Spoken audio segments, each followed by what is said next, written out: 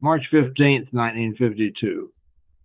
The USS Wisconsin, all 45,000 tons of her, sits off the coast of Songjin, North Korea. It's a routine shore bombardment mission. At least that's what it should be. For nearly 2 years, American battleships have been pounding North Korean positions with impunity. The enemy has learned to fear the sight of those massive gray hulls on the horizon. But today, something's about to happen that will never happen again in Wisconsin's entire combat career. Today, someone's going to shoot back. Now, I know what you're thinking. You've heard about the Wisconsin in Korea. You've seen the statistics.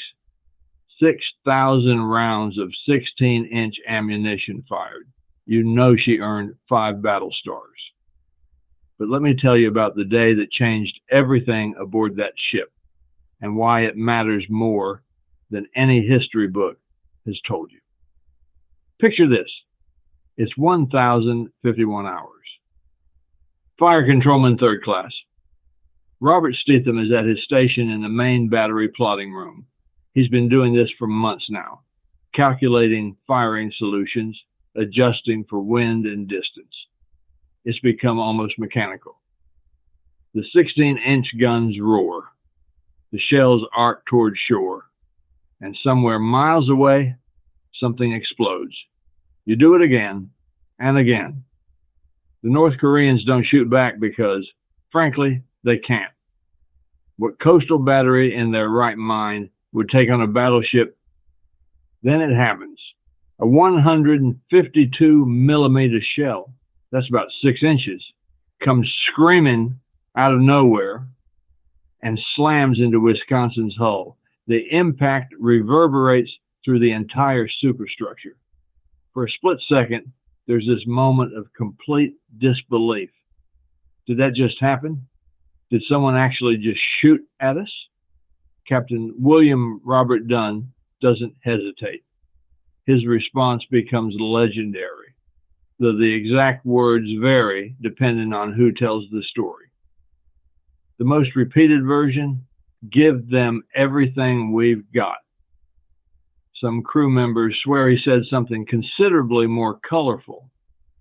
Either way, the meaning is crystal clear. You just made the biggest mistake of your short military career. Now here's what your history books won't tell you. That North Korean shore battery, it wasn't some desperate last stand by untrained conscripts. Intelligence reports revealed it was a carefully camouflaged position manned by experienced gunners who'd been waiting for precisely this opportunity.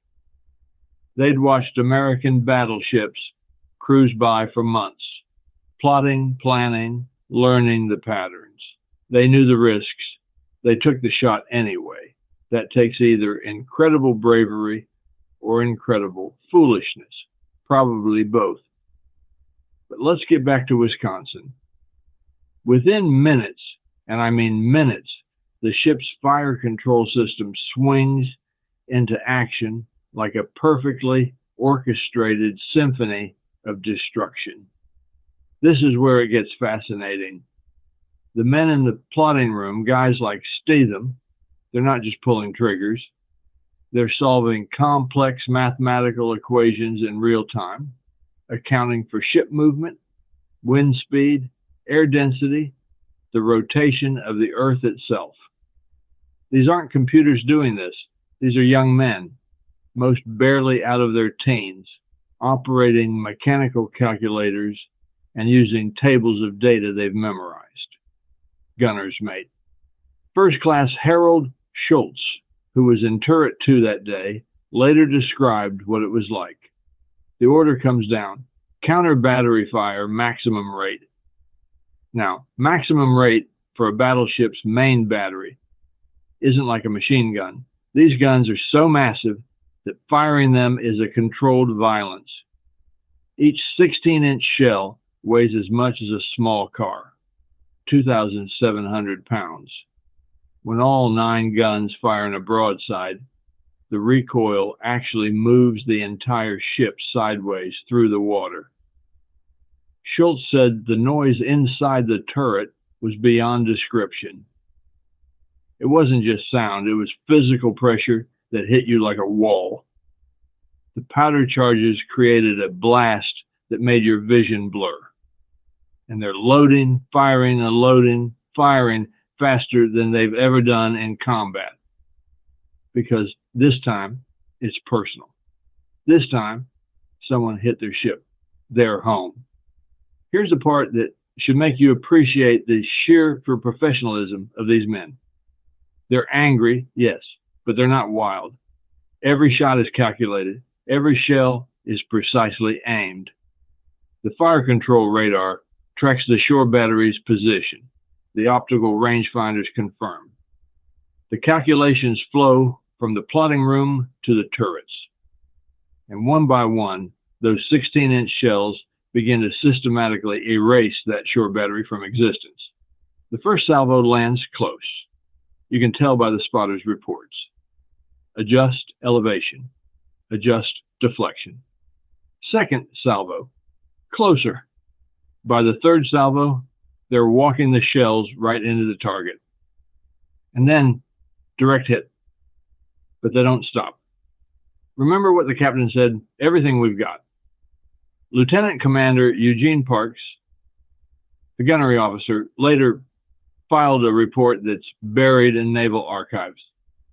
He described watching through his binoculars as the shore position simply ceased to exist, not damaged, not suppressed, obliterated.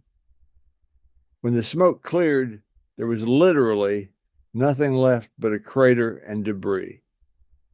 The other ships in the task force, watching from a distance, reported that the counter battery fire was the most intense they'd ever witnessed from a battleship. But here's what keeps me up at night, thinking about this. What about those North Korean gunners? They knew what would happen. They had to know. You don't shoot at a battleship with a coastal battery and expect to survive. Yet they did it anyway. Were they ordered to? Was it a propaganda mission, proof that the North could strike back at the mighty American Navy? Or was it something else entirely? Pride? Defiance? We'll never know, because none of them survived to tell the story. The damage to Wisconsin? Minimal. The shell hit the armor belt, exactly what it was designed to withstand. It left a dent, just a dent.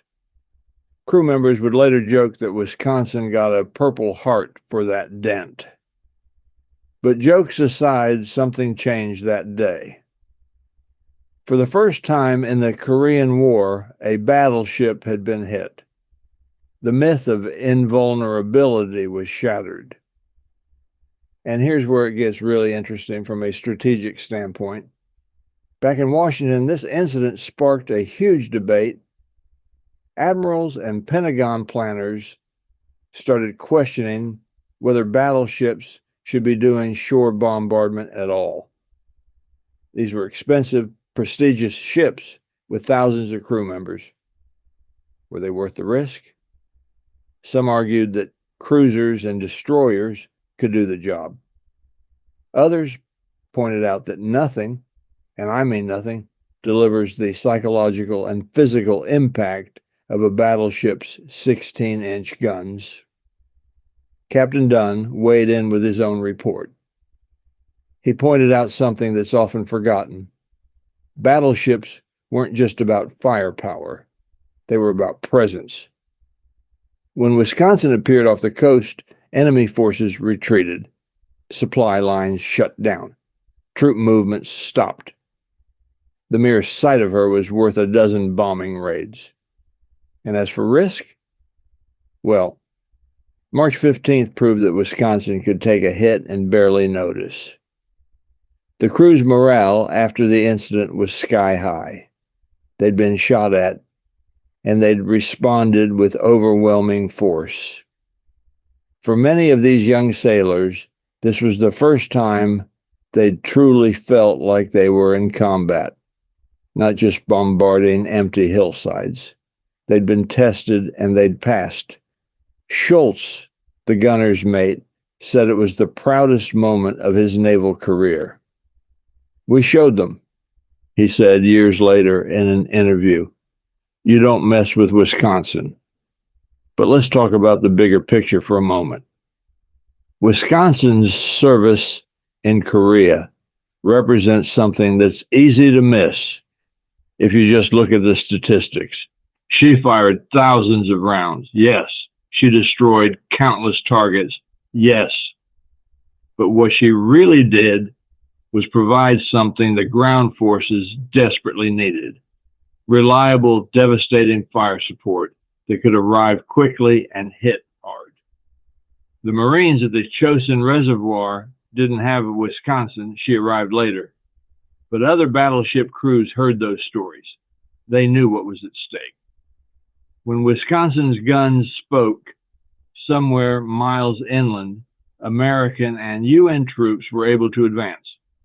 Enemy positions that had held up entire battalions for days were reduced to rubble in minutes.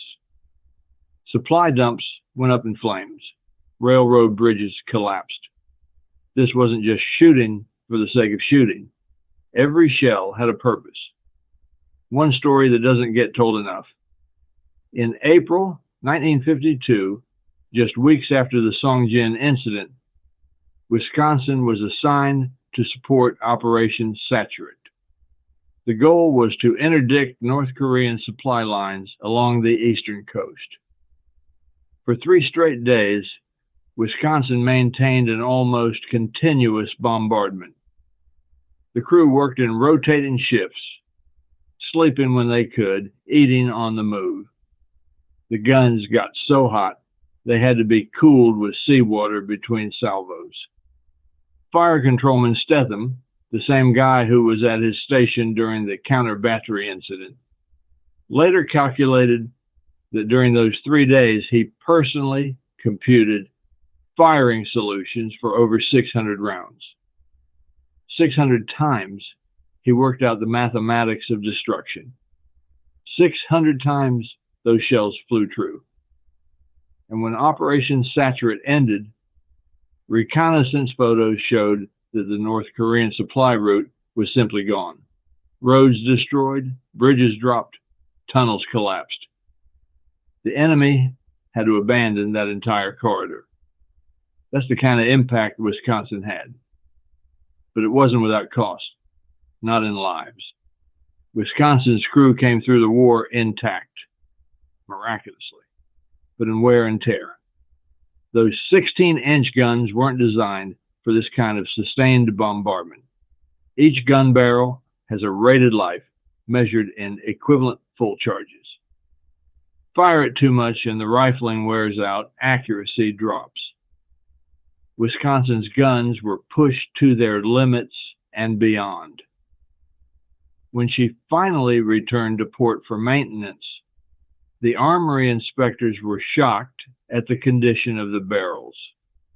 They'd been fired more in Korea than in all of World War II, and yet the crew kept them firing.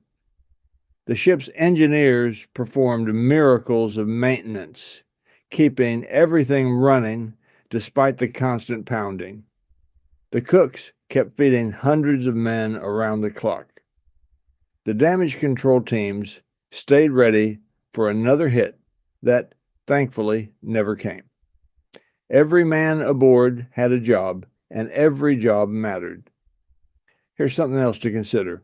Wisconsin was the last battleship to fire her guns in anger for the United States Navy, at least until the 1990s, when she was brought back for Desert Storm.